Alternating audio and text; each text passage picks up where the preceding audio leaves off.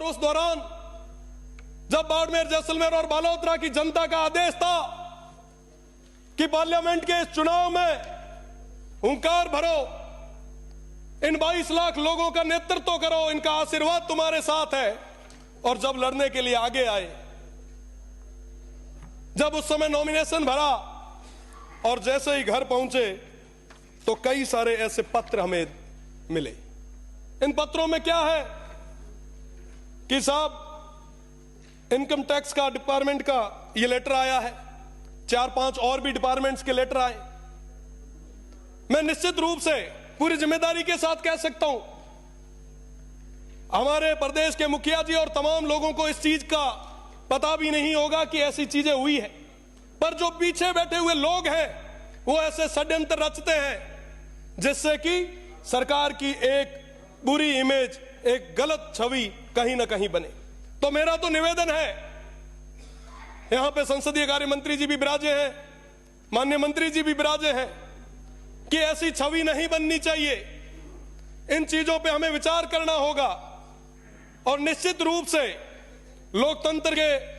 हम पैरोकार रहे हैं और जहां कहीं पे भी लोकतंत्र की बात आई है, जनता की आवाज को दबते देखा है, तो हमने मजबूती के साथ उनकी आवाज को मजबूत किया है। पर कहते हुए बड़ा दुख होता है कि इस सदस्य पर, जो आप सभी से उम्र में छोटा है, एमपी चुनाव के बाद एक साथ 3-3 मुकदमे दर्ज किए जाते हैं।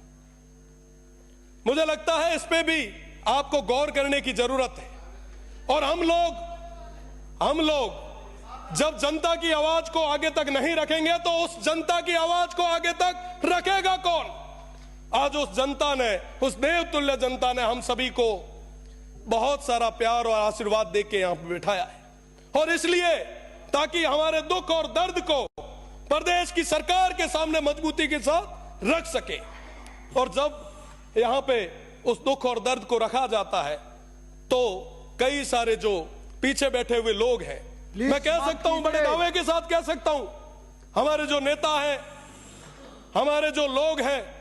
उनको इस चीज की अभी तक पता ही नहीं होगा, उनको भनक तक लगने नहीं दी होगी, और पीछे बैठे हुए कुछ लोगों के द्वारा षड्यंत्र और साजिशों के द्वारा आवाज को हमेशा दबाने का प्रयास किया जाता है। मेरा निवेदन है कि इस बार पे गंभीरता से आप सोचें, आप विचार करें, क्या वाकई हम लोकतंत्र को मजबूत कर रहे हैं? निश्चित रूप से लोकतंत्र को मजबूत करने के लिए छात्र संघ जैसे चुनाव भी होने चाहिए ताकि हमारी नई पीढ़ी भी आगे आए। मैं पुनः सभापति महोदय को बहुत बहुत धन्यवाद देता हूं और निवेदन भी करता हूं कि हमारे जो लोकतंत्र के सेनानी थे उनको पूरी सुविधाएं मिले, निश्चित रूप से उनको याद किया जाए, हर स्कूल में उनको पढ़ाया जाए ताकि पता चले कि साहब वो हमारे लिए लड़े थे।